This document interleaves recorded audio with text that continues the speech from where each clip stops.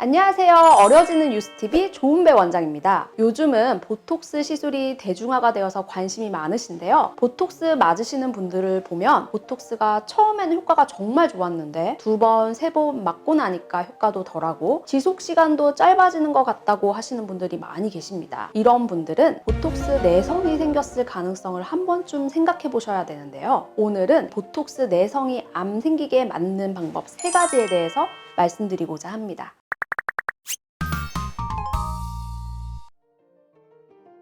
턱 보톡스를 예를 들어보면요. 예전에 턱 보톡스를 했을 때 시술하고 4주 후에 효과가 나타났는데 언제부터인지 4주 후에도 효과가 나타나지 않고 효과가 나타나는 시기가 느려지거나 효과가 전혀 나타나지 않는다 하면 보톡스 내성을 의심할 필요가 있습니다. 제가 이 보톡스 내성에 대해서 조금 더 세밀하게 말씀을 드린다면 보톡스 내성의 종류도 2가지로 나눠볼 수가 있는데요. 아예 처음부터 효과가 안 나타나는 원발성 내성과 처음에 맞았을 때는 효과가 있다가 몇 번 맞고 나서 효과가 미약해지는 속발성 내성으로 나눌 수가 있습니다.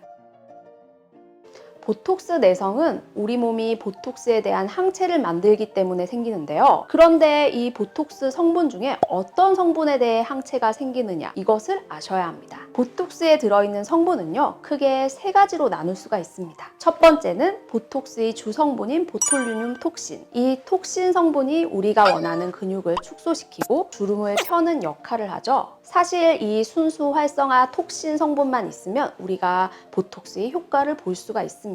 그런데 대부분의 보톡스 제품에는 순수 활성화 톡신뿐만 아니라 다른 불필요한 성분들이 들어있는데요. 그것이 바로 복합 단백질과 비활성화 톡신 성분입니다. 이 두 성분이 항체를 유발하고 내성 가능성을 높이게 되는 거죠.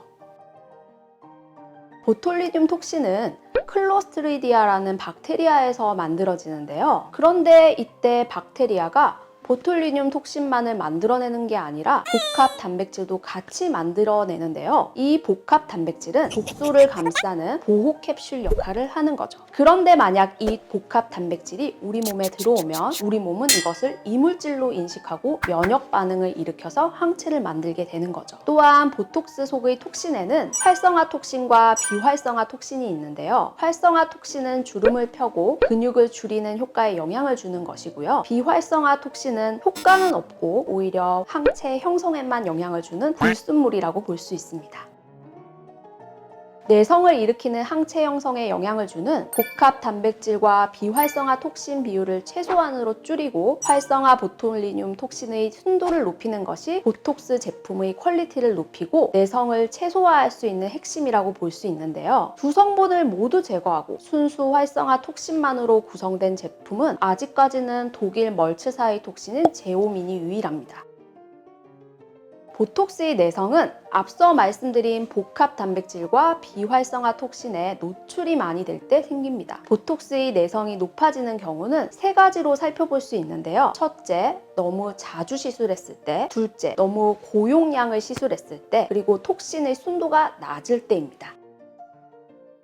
내성이 안 생기게 하려면 앞서 말씀드린 3가지 요인들을 최대한 피하면 되는데요. 첫 번째, 너무 자주 시술하는 것은 좋지 않습니다. 턱이나 종아리, 승모근 보톡스처럼 근육 보톡스의 경우 주로 5에서 6개월마다 맞는 게 좋고요. 미간, 이마 등 주름 보톡스나 더마톡신의 경우에는 3개월 간격을 두는 게 좋습니다. 두 번째, 너무 과용량을 주사하는 게 좋지 않아요. 시술 부위별로 꼭 필요한 용량을 맞아야지 불필요하게 과도한 용량을 맞지 않는 것이 바람직합니다. 3번째 방법은 보톡스의 순도가 높은 제품을 선택하는 것인데요. 특히 바디보톡스의 경우 대체로 100유닛 이상의 고용량의 보톡스 사용이 요구되기 때문에 보톡스 내성이 좀 더 잘 생길 수 있는 조건이라고 볼 수 있습니다. 이때 복합 단백질이나 비활성화 톡신이 없는 순도가 높은 보톡스를 사용하면 보톡스 내성으로부터 조금 더 안전하게 시술을 받으실 수 있습니다. 평생 한 번만 보톡스를 맞는다면 우리가 내성에 대해 고려할 필요가 없지만 요즘에는 다양한 부위 그리고 반복적인 보톡스 시술을 하기 때문에 보톡스를 오랫동안 효율적으로 시술받고자 한다면 보톡스 내성이 생기지 않도록 안전하게 시술을 받는 것이 좋겠습니다.